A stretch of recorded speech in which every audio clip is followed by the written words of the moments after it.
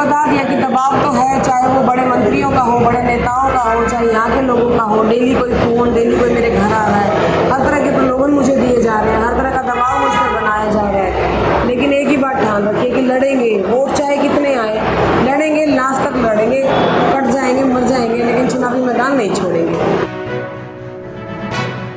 दोस्तों नमस्कार, प्रथम गूंज देख रहे हैं आप। मैं हूं आपका दोस्त हृदय और इस वक्त भिवानी में मौजूद हूं। जैसा कि आपको पता है कि इलेक्शन का दौर है, अपने अपने वोट बटोरने में जो कैंडिडेट हैं वो जुटे हुए हैं। हमारे साथ एक शख्सियत बैठी हैं, इनका परिचय छोटा सा नहीं है, बहुत लंबा चौड़ा है, तो कम शब्दों में बताना चाहूँगा कि भिवानी से निर्दलीय उम्मीदवार हैं। इस उम्मीदवार से पहले एक पत्रकार भी हैं, एक अभिनेत्री भी हैं और आजकल एमएलए बनने की सोच रही हैं। कुछ एक सपने लेकर मैदान में उतरी हैं। कौन सी टीस थी जो उनको इस मैदान में लेके आई, क्या कुछ था, वो सब जानने की कोशिश करेंगे। नमस्कार जी। नमस्कार जी।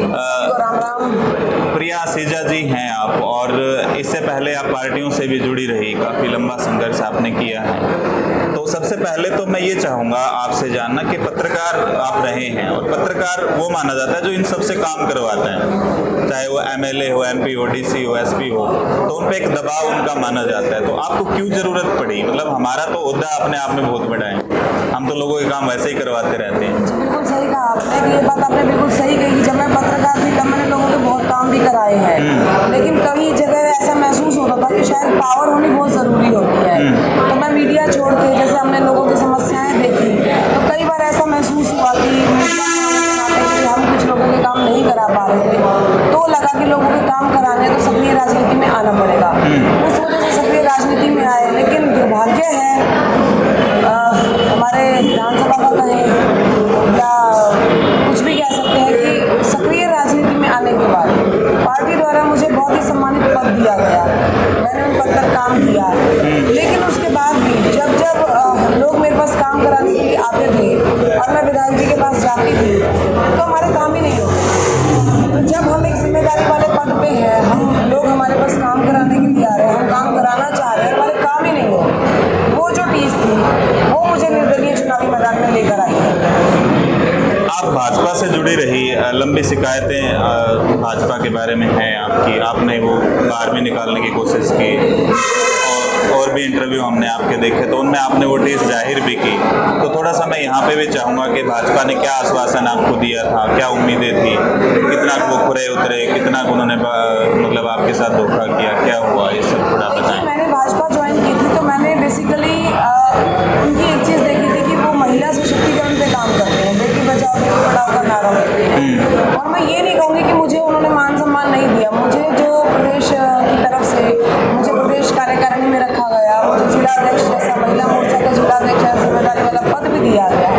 प्रॉब्लम यहाँ है, मैं महिला जिलाध्यक्ष हूँ, तो जब मुझे यहाँ देखिए मेरी जिम्मेदारी मेरे जिले की थी, जब जिले की महिलाएं मेरे साथ जुड़ रही हैं, आपको शायद याद होगा पीछे मैंने तिरंगा यात्रा लास्ट ईयर निकाली थी और 1000 महिलाएं हमने सड़क पर उतारी थी। महिला जिलाध्यक्ष होने के नाते मैंने 1000 महिलाएं सड़क पर झंडों के साथ उतारी थी और बहुत ही शानदार तिरंगा यात्रा हमने निकाली थी। जब वो महिलाएं हमसे जुड़ी थी तो नेचुरल है महिलाओं की समस्याएं वो हमारे पास लाएंगी। जब वो समस्याएं लेकर आई और हम जब भी विधायक जी के पास गए हैं, उन्होंने हमेशा उन चीज़ों को दबाया, अपने काम पे फोकस करो। मतलब वहाँ पे ऐसा महसूस कराया गया कि क्या हम झंडे उठाने के लिए हैं या भीड़ के लिए हैं या नारे के लिए, जब हम अपनी बहनों के काम ही नहीं करा पा रहे, उसके लिए हमें चक्कर काटने पड़ रहे हैं, तो क्या फ़ायदा ऐसी चीज़ का। दूसरी बात, मैं ये नहीं कहूँगी कि देखिए भाजपा बहुत पैसा देती है। पीछे हमारे विधायक जी ने खुद कहा कि 2,500 से 3,000 करोड़ रुपया विधानसभा के विकास के लिए आया है। दुख इस चीज़ का है कि जब ऊपर से पैसा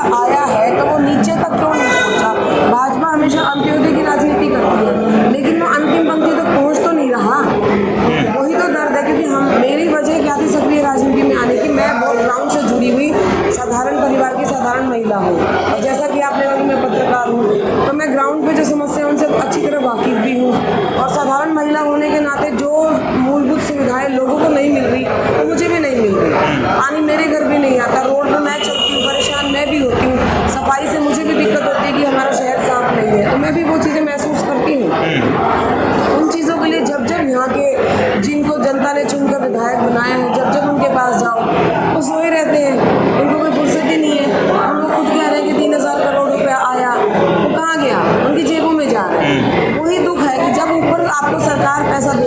मौजूदा सरकार में आप 2 योजना के विधायक हो, 10 साल, वैसे तो 15 साल, चलो 5 साल हम निकालते हैं कि आप दूसरी सरकार में थे, 10 साल आप अपनी सरकार में रह के आप विधानसभा का विकास नहीं कर सकते। सर यही टीस है, जब आप कुछ करना चाहो ना, रास्ते अपने आप बनते हैं, लेकिन वो करना ही नहीं चाहते। इसलिए दुख है, इसलिए निर्दल के मैदान में उतरे थे। इस बार ये चीज़ बदलनी है, बदलाव की बहुत ज़रूरत है, विधानसभा को विकास की बहुत ज़रूरत है, इसीलिए सही। हाँ प्रिया जी, आप हों या फिर और भी जो कैंडिडेट्स हैं, जैसे आम आदमी पार्टी से इंदु शर्मा जी कल परसों अरविंद केजरीवाल के सामने बोल रहे थे कि घनश्याम जी की तो नींद ही पूरी नहीं होती, हमें आवाज़ उठाते उनको नहीं देखा, कोई ज़मीनी स्तर पे काम करवाते नहीं देखा, लोगों के बीच नहीं देखा, लेकिन उसके बावजूद भी मतलब उनका इतनी बार बनना लगातार, मतलब ये क्या दर्शाता है? कहाँ मतलब मतदाता मतलब सोच समझ के वोट नहीं डालता, मतलब क्या सोचते हैं आप? सर देखिए, मैं आपको बताती हूँ, पहली बार तो वो चलो बन गए, दूसरी बार 2014 में वो मोदी जी की लहर में बने थे, जो 2019 में भी था वो मोदी जी की भाजपा की लहर में बने थे। आज भी जो लोग हैं वो ऊपर मोदी जी को पसंद करते हैं, मैं भी जनता के बीच में जाती हूँ, लोग उनको पसंद करते हैं, कोई डाउट नहीं है। अगर आप केंद्र में देखें तो काम भी हुए हैं, हमने खुद काफ़ी चीज़ें देखी हैं, लेकिन बात तो विधानसभा की है ना, तो मैं तो मतदाताओं से यही अपील कर रही हूँ कि ठीक है आप उनको देख रहे हैं, लेकिन यहाँ पर मोदी जी आपका विकास करने नहीं आएंगे। यहाँ पर आपके विकास कर रहे जो यहाँ का विधायक होगा वही देखेगा, वही आपकी आवाज़ उठाएगा, वही आपकी समस्याएं सुनेगा, वही आपसे समाधान कराएगा। तो प्रॉब्लम ये है कि हमें वही चीज़ लोगों को जागरूक करना है कि जो मतदाता होते हैं वो भाग्य विधाता होते हैं, वही डिसाइड होते हैं, वही निर्णायक मंडल की भूमिका निभाते हैं। तो मैं तो लोगों से यही अपील करूँगी कि सोए हुए को आपने बहुत बार वोट दे के देख लिया, उसको हम वोट दे देते हैं, 5 साल तक हम फिर बैठे रहते हैं, पानी नहीं है, सड़कें नहीं है, ये नहीं है, वो नहीं है। तो इस बार बदलाव लाइए, आंखें खोलकर अपने सही कैंडिडेट का चुनाव कीजिए और एटलीस्ट इस सोए हुए विधायक को यहाँ से हटाइए, नई युवा ऊर्जा को मौका दीजिए, महिला शक्ति को मौका दीजिए। मैं तो मतदाताओं से यही अपील कर रही हूँ कि अगर आप शहर का विकास, विधानसभा का विकास चाहते हो, अपनी मूलभूत सुविधाओं को पूरा करना चाहते हो, तो इस बार मैं तो जनता से यही अपील करूँगी कि इस बार बदलाव करना बहुत ज़रूरी है। भिवानी की जनता आपको देख रही है, समस्याएं आपने बताई, आपको फेस करनी भी पड़ रही हैं, लोग आपको शिकायत भी करते होंगे इस तरह की, क्योंकि बीजेपी से आप जुड़ी रही तो पहले भी इस तरह की शिकायतें करते ही होंगे लोग। तो लोग आपको वोट क्यों दें? अपनी खासियत बताएं, कैंडिडेट्स तो और भी हैं, आपको ही क्यों चुने? देखिए, यही चीज़ मैं अभी पहले भी हम यही बात कर रहे थे कि जो सोए हुए हैं सबसे पहले तो उनको उठाओ। दूसरा, मैं हमेशा ये बात कहती हूँ कि मैं बहुत साधारण से परिवार की साधारण महिला हूँ, मैं लोगों के बीच में रही हूँ, मैंने 13 साल मीडिया में काम किया, मैंने लोगों के बीच में रहा। अभी मैं पिछले कुछ सालों से जो सक्रिय राजनीति में हूँ, मैं हमेशा ग्राउंड पे काम किया है। मैंने कहीं ऊपर अपना नाम करने की या कहीं ऊपर नेताओं के मतलब चमचागिरी, चापलूसी, मैंने कभी कुछ नहीं किया। मैंने हमेशा ग्राउंड के लोगों के बीच में रह के काम किया है और मेरा जो विजन है वो क्लियर है, मुझे मेरी विधानसभा का विकास चाहिए। और जहाँ तक रही मौका देने की बात, तो देखिए, मैं तो हमेशा कहती हूँ कि 2009 की जो सोच है उसको हटा दो, 2024 की नई सोच को लाओ, युवा को मौका दो, महिला को मौका दो। मैं महिला हूँ, युवा हूँ, सारी समस्याओं से वाकिफ हूँ, समाधान के लिए हमारे दिमाग में बहुत सारे प्लान्स भी हैं, महिला भी हूँ। एक जो महिला जो काम कर सकती है वो पुरुष नहीं कर सकता, सॉरी टू से, बट महिलाओं की शक्ति कहीं ना कहीं पुरुषों से ज़्यादा होती है। जब हम इतना कुछ मैनेज कर सकते हैं तो क्या हम विधानसभा में नहीं वो मैनेज कर सकते? और उस कैंडिडेट को मौका दो, उसे अपना विधायक चुनो जो आपकी आवाज़ को विधानसभा में मजबूती से उठा सके, दबंग तरीके से उठा सके। आपका अपना हक, वो कहते हैं ना कि हक को छीन कर लाना पड़ता है, प्लेट में कोई डाल के नहीं देता। तो आप उसी कैंडिडेट को मौका दो जो आपकी विधानसभा का विकास कर सके, आपकी जरूरतों का ध्यान रख सके और विधानसभा में आपकी आवाज़ उठा सके। महिला उत्थान की बातें आदिकाल से चली आ रही हैं, संत पीर फकीरों ने भी की, आज नेता लोग भी कर रहे हैं, सारी पार्टियां करती हैं। आप एक महिला हैं तो अपने आप को कहाँ देख रही हैं? महिलाओं का वो उत्थान सच में हुआ है जो होना चाहिए था? नहीं सर, मैं फ्रैंकली बताऊं, महिला सशक्तिकरण की बातें तो बहुत है, लेकिन आज भी ना 100% ग्राउंड पे वो चीज़ें नहीं है। एक महिला होने के नाते, मैं अकेली महिला हूँ, मैं राजनीतिक परिवार से नहीं हूँ, मैं खुद राजनीति कर रही हूँ। हालांकि मेरे साथ देखो अब बहुत सारे लोग जुड़ गए हैं, लेकिन मैं अगर दूसरी तरफ से देखूँ 100% चीज़ें महिला सशक्तिकरण की आज भी धरातल पर नहीं है। आज भी लोग महिला को कहीं ना कहीं पीछे रखने की कोशिश करते हैं, आज भी लोग सोचते हैं, मतलब बहुत सारी ऐसी चीज़ें हैं, मेरे पास बहुत सारे ऐसे उदाहरण हैं जहाँ पर महिलाओं को हमेशा साइड में रखा जाता है, तो वो चीज़ें नहीं है। और मैं तो आज भी ये कहती हूँ कि अगर मुझे जनता मौका देती है तो महिला सरकार बनेगी इस बार। महिलाओं को आगे लाने का पूरा काम किया जाएगा। महिलाओं देखो, पुरुषों के बगैर महिलाएं भी कुछ नहीं है, बट स्टिल महिला सशक्तिकरण पर जो बातें हैं मैं उसको पूरा करने का जरूर अपने विधानसभा में तो ज़रूर मैं कोशिश करूँगी कि हम उस चीज़ को धरातल पर ला सकें। मुझे महिलाओं का जिक्र चल रहा है तो याद आ रहा है कि रामचंद्र जांगड़ा ने एक अभद्र सा चुटकुला महिलाओं पे सुनाया, संसद की बात है, और जयप्रकाश जी का अभी ताज़ा बयान कुछ दिन पहले आया, तो इस पे मैं थोड़ा सा टिप्पणी जरूर चाहूँगा। नहीं, वो उनकी मानसिकता है ना। आप देखिए, लिपस्टिक लगाने से क्या होता है, वो तो हमारे 16 श्रृंगार में एक श्रृंगार है हमारा, वो हम लगाएंगे, वो हम नहीं लगाएंगे, वो कोई मैटर नहीं करता। वो तो देखो, भगवान ने इतनी सुंदर कृति जो भेजी है महिला को बना के, और 16 श्रृंगार जो हमारे को करने का, वो तो हमारा हक है, हम करेंगे। दूसरी बात रही, मैं देखिए इस बारे में उन्होंने क्लियर सी जो टिप्पणी है वो किरण चौधरी जी पे की थी। मैं उस महिला की आज भी दाद देती हूँ। उन्होंने जिस तरह से अपने आप को मजबूती से खड़ा किया है, मैंने बोला ना कि आज भी महिलाओं को धकेला जाता है। अभी मैं चुनाव से थोड़ा सा पीछे जाऊँ, मैं महिला जिलाध्यक्ष थी महिला मोर्चा की, लेकिन सर मंच पे जिलाध्यक्ष बैठे तो महिला मोर्चा के जिलाध्यक्ष का भी हक है। युवा मोर्चा वालों को बिठाया जाता है, किसान मोर्चा वालों को, लेकिन महिला मोर्चा के जिलाध्यक्ष को कभी भी मंच पे स्थान नहीं दिया। वो चीज़ें हमने देखी है। हमें सीट का लालच नहीं है, हमें तो काम कराना था, बट वो चीज़ें हमने महसूस की हैं। तो महिलाओं के लिए जो टिप्पणियाँ ये करते हैं तो बहुत ही मतलब निंदनीय चीज़ है। जब एक महिला के बगैर तो ये संसार ही नहीं है। महिला माँ के रूप में है, देखिए वैसे तो पुरुषों का भी अपना रोल होता है, महिला माँ है तो पुरुष पिता है, महिला बहन है तो पुरुष भाई है, लेकिन भगवान ने इतनी सुंदर कृति बनाकर भेजी, उसका मान सम्मान कीजिए। और देखिए, आप पुराने काल से देखिए, देवी लक्ष्मी, माता पार्वती, इतने उदाहरण है। तो पता नहीं कुछ लोगों की मानसिकता कैसी है, बहुत ही मतलब निंदा करने योग्य ये बात। और मैंने तो ये पीछे टिप्पणी ये भी आई थी कि जो इनके परिवार की कमान है महिलाएं संभाल रही, क्यों नहीं संभाल सकती? आजकल तो महिलाएं पता नहीं क्या क्या संभाल रही है, तो बहुत छोटी सी चीज़ है। और जो लोग ये बोल रहे थे, अभी तक तो किरण चौधरी जी तो संभाल रही थी बंसीलाल परिवार की विरासत, अभी तक तो वही संभाल रही। अब कोई नया आके ये बोल रहे हैं कि महिला संभालेगी, बहुत ही निंदा करने योग्य ये चीज़ मुझे लगी, और मैंने की भी थी। अच्छा, आप लगातार लोगों के बीच जा रहे हैं, तो मैं आपकी रील्स देख रहा था, कुछ एक अच्छा लोग आपको रिस्पॉन्स अच्छा दे रहे हैं। आप किसी के पकोड़े तल रहे थे शायद दुकान में, कुछ ऐसा देख रहा था, तो अच्छा लग रहा था कि आपके सर पे ताज जो सजा हुआ, मतलब अच्छा लगता है महिला के सर पे ताज होना। जो पुरुष प्रधान देश है उसमें कुछ एक जो परंपराएं हैं, जो बुरी परंपराएं हैं, उनको आप तोड़ रहे हैं। मैं थोड़ी देर पहले कह भी रहा था चर्चा करते हुए कि आपका मैदान में आना ही जीत के बराबर है, तो ये भी कम नहीं है कि जो पुरुष प्रधान देश है उसमें कोई महिला पगड़ी बांधकर और गली में चल रही है। इतना भी अपने आप में बहुत बड़ी बात है। रिस्पॉन्स कैसा मिल रहा है, लोग आपको किस तरह का प्यार दे रहे हैं? सर, मैं बहुत सौभाग्यशाली महसूस कर रही हूँ। मैं निर्दलीय उम्मीदवार के तौर पर मैदान में आई हूँ। मैंने एक पार्टी को एक अच्छे पद को इस्तीफा देकर लोगों के काम कराने के लिए एक प्रयास किया है, और भगवान की दया से मुझे इतना स्वागत लोगों का मिल रहा है। मैं महिला हूँ, लेकिन मेरे लिए जो है ना, जो मेरी टीम है उसमें ये मान के चलिए 80% जो है पुरुष काम कर रहे हैं। तो जैसे कि मैंने अभी कहा कि महिलाओं की जो चीज़ हम कहते हैं धरातल पर नहीं है, लेकिन मैं बहुत सौभाग्यशाली मानती हूँ। देखिए, मैं आपको थोड़ा सा पीछे लेके जाऊँ, 2018 में मैंने मिसेस हरियाणा पैजेंट जीता था। देखिए, बड़े लेवल पर ये चीज़ें मिसेस इंडिया, मिसेस वर्ल्ड सब कुछ होता है, बट हरियाणा में वो पहला पेजेंट हुआ था।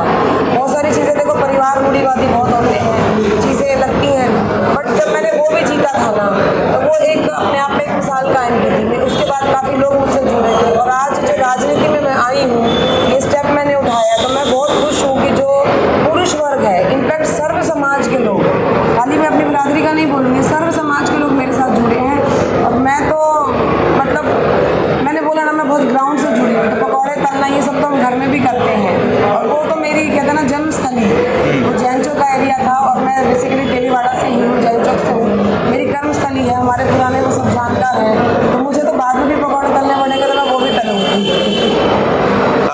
अच्छा, भिवानी के लोग आपको देख रहे हैं, कोई खास संदेश आप देना चाहें? सबसे पहले तो देखिए, मैं अपील करना चाहूँगी हाथ जोड़कर आप सभी से कि आगामी 5 अक्टूबर को होने वाले विधानसभा चुनाव में बैलेट पेपर पर 13 नंबर पर AC का निशान, मेरा निशान है AC का, चुनाव चिन्ह मेरा है, 13 नंबर का बटन दबाएं और मुझे आपकी आवाज़ बनाकर विधानसभा पहुँचाए। अगला वादा मैं यही करना चाहूँगी, मैं सब कोई बड़ी बात नहीं करूँगी कि मैं भिवानी को चंडीगढ़, शिमला, माल रोड, मैं कुछ नहीं बनाऊँगी। मेरा सिर्फ एक सपना है कि हमारी भिवानी विधानसभा एक एग्जाम्पल सेट करे हरियाणा की 90 विधानसभा। के जो 89 जो विधानसभा है वो लोग ये बोले कि भाई हमारी विधानसभा हो तो भिवानी जैसी है। मेरा वो टारगेट है और मैं सभी मतदाताओं से अपील करूंगी कि मुझे सहयोग दें, मुझे समर्थन दें। भिवानी के विकास के लिए बदलाव बहुत ज़रूरी है। भिवानी विधानसभा का पूरा विकास करने के लिए बदलाव बहुत ज़रूरी है। इन सोए हुए लोगों को यहाँ से हटाएं और किसी नए को, युवा को और खासतौर से महिला को मौका दे तो मैं अपना सौभाग्य मानूंगी।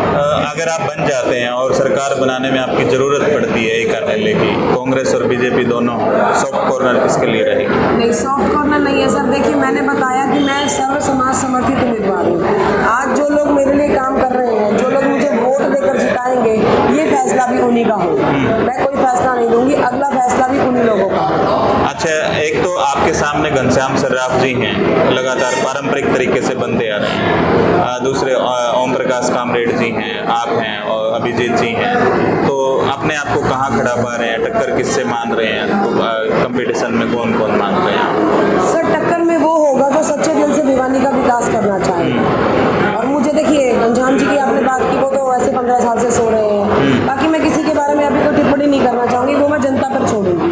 जनता को सही अपना उम्मीदवार चुनना है। मेरा विजन मैंने क्लियर कर दिया कि मैं भिवानी विधानसभा का विकास चाहती हूँ और मैं ये चीज़ आज भी बोल रही हूँ। मैं खुले मन से भी बोलती हूँ कि अगर मुझे विधानसभा पहुँचाने का मौका दिया गया तो मेरी प्राथमिकता सिर्फ और सिर्फ मेरी भिवानी विधानसभा का विकास होगा। इनकेस भगवान न करे मैं रह जाती हूँ तो भी मैं जनता की आवाज़ ऐसे ही उठाऊंगी और कोई भी अगर कैंडिडेट आता है, मैं भिवानी विधानसभा का विकास कराने के लिए प्रतिबद्ध थी और हूँ और रहूँगी।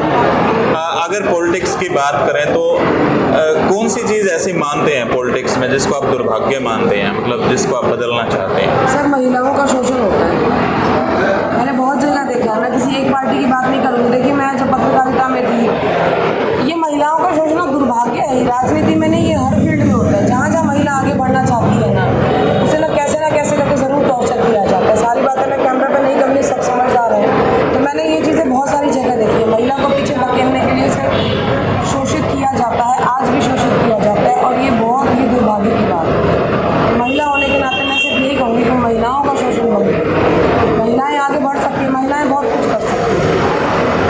बहुत दुर्भाग्य बात है। प्रिया जी, आप किसको आइडल मानकर चल रहे हैं? अगर खासकर पॉलिटिक्स की बात करें तो किसको पढ़ते हैं, किसको फॉलो करते हुए आप आगे बढ़ रहे हैं? सर, मैं फ्रेंकली बताऊं तो मैं आइडल किसी को नहीं मानती। मैं सिर्फ और सिर्फ ग्राउंड पे काम करने वाले जो लोग हैं, जो मेरे साथ जुड़े हुए हैं, मुझे पता नहीं, एक जुनून है कि मुझे ग्राउंड पे काम करना है। जब मैं मीडिया में थी तो मैं पूरी कोशिश करती थी कि मैं आम जनता की आवाज़ को अपने शब्दों में जितना ज़्यादा हो सके उठा सकूँ। मेरी अपनी संस्था भी है, शायद आपको पता नहीं, 2015 से मैं समाज सेवा से जुड़ी हूँ। मेरी अपनी वेलफेयर सोसाइटी है। उसमें रह के सर हमने महिलाओं के लिए काम किया है। सैनिटरी नैपकिन्स 2015 से हम बांट रहे हैं। भगवान की दया से मुझे लोगों का सहयोग भी बहुत मिलता है। उसके बाद पीछे हमने 1 साल तक जो विडो लेडीज़ होती हैं, ज़रूरतमंद लेडीज़, हमने वो 21 परिवार चुने थे। 21 परिवार को जिनके घर हमने जाकर पर्सनली चेक किया था, उनको हमने 1 साल तक राशन दिया था। मेरी और पूरी टीम ने किया था। कोरोना टाइम में जो फर्स्ट वेव कोरोना की आई थी, सबसे पहले राशन बांटने के लिए हम घर से बाहर निकले। मुझे आज भी याद है, मैं जिस संस्था से जुड़ी हुई थी, हम लोग निकले थे। हमने जाके, और कुछ लोग क्या करते थे, यहाँ दे आए वहाँ दे, हमने उन लोगों को ढूंढा था जो डेली वेजेस पर जो काम करते थे। हमने उन लोगों को ढूंढकर उनके घर तक राशन पहुँचा था, क्योंकि उस टाइम पे सबसे बड़ी दुविधा उन लोगों के लिए थी कि हम किससे मांगे। आप समझ सकते हो ना, जो बंदा डेली कमा के खाता है वो उस कंडीशन में था कि वो ना तो कमा पा रहा था, ना वो कहीं जा पा रहा था। तो हमने उन लोगों के लिए राशन प्रोवाइड कराया था। बस उस ऊपर वाले की कृपा है जो मुझे चला रहा है। तो मेरा तो नेचर ही उस चीज़ से जुड़ा हुआ है और आज भी ऐसा है। अगर ये मुझे विधानसभा पहुँचाएंगे, मैं तब भी ऐसे रहूँगी। भगवान ना करे ऐसा हो कि मैं नहीं पहुँच पाई, तब भी हमारे ये काम तो कंटिन्यू रहेंगे ही रहेंगे। तो आइडल नहीं, बाकी हाँ, जब मैं कॉलेज में थी, जब अटल बिहारी जी दूसरी बार PM बने थे, तब मैंने उनको सुना था। तब मैं बहुत प्रभावित हुई थी और उसी प्रभाव की वजह से मैंने बीजेपी ज्वाइन करी थी। वो प्रभाव मेरे पर था, लेकिन वो जो उनके जो सपने थे ना, जो हमारे यहाँ के जो लोकल लोग हैं, सर यही दुख है। ऊपर लोग बड़े बड़े लड़ाइयाँ लड़ रहे हैं, बड़े बड़े सपने देख रहे हैं, विकास कार्य का सोच रहे हैं, बट नीचे जो यहाँ के विधायक हैं उनको किसी से कोई मतलब नहीं। सब अपने अपना घर भरने में लगे। अच्छा, आप आपका जो कैंपेन है उसमें लगभग जो आपके विरोधी हैं या आप राजनीतिक तौर पे जो आपके सामने खड़े हैं उनके दिल में एक आग तो जरूर फूंक दी होगी, उनके सर में दर्द तो हो ही गया होगा। तो कोई ऐसी कॉल आई है या कोई ऐसा दबाव बनाने की कोशिश हुई है, मनाने की कोशिश हुई है आप सर पूरा दबाव है, आज तक भी दबाव है। जो शेयर कर पाए? शेयर तो इन शॉर्ट बता दिया कि दबाव तो है, चाहे वो बड़े मंत्रियों का हो, बड़े नेताओं का हो, चाहे यहाँ के लोगों का हो। डेली कोई फ़ोन, डेली कोई मेरे घर आ रहा है, हर तरह के प्रलोभन मुझे दिए जा रहे हैं, हर तरह का दबाव मुझ पर बनाया जा रहा है। लेकिन एक ही बात ध्यान रखिए कि लड़ेंगे, वोट चाहे कितने आए, लड़ेंगे, लास्ट तक लड़ेंगे, कट जाएंगे, मर जाएंगे, लेकिन चुनावी मैदान नहीं छोड़ेंगे। अब मैंने आपको बोला ना कि मैं सर्व समाज द्वारा समर्थित उम्मीदवार हूँ, लोगों की भावनाएं जुड़ी है मुझसे। मैं जब फील्ड में जा रही हूँ, जो प्रोग्राम्स हो रहे हैं, जो लोग मेरा स्वागत कर रहे हैं, उनको मैं निराश नहीं कर सकती। तो अब मैं आखिरी दिन तक मैं लड़ूंगी। वो प्रभु इच्छा और ये जो भाग्य विधाता हमें देख रहे हैं, ये इनकी इच्छा है कि ये मुझे विधानसभा पहुँचाएंगे या नहीं। चलिए, शुक्रिया बातचीत करने के लिए। और प्रिया आसीजा जी हमारे साथ थे और प्रिया उन लोगों में से एक हैं जिनकी वकालत हम अपनी तरफ से कोशिश करते हैं कि वो विधानसभा जाएं, वो संसद में पहुंचें और आवाज़ बुलंद करें, क्योंकि पत्रकारिता से जुड़ी रही हैं तो नेचुरली है कि वो आवाज़ पहले से ही उठाती रही हैं, तो वहाँ जाके भी उठाएंगी। हमारा विश्वास है कि जो भिवानी के लोग हैं इनको तवज्जो देंगे और इनकी जो एसी है वो दिलों को ठंडक जरूर पहुँचाएगी। देखते रहिए प्रथम गूंज। धन्यवाद। जय हिंद।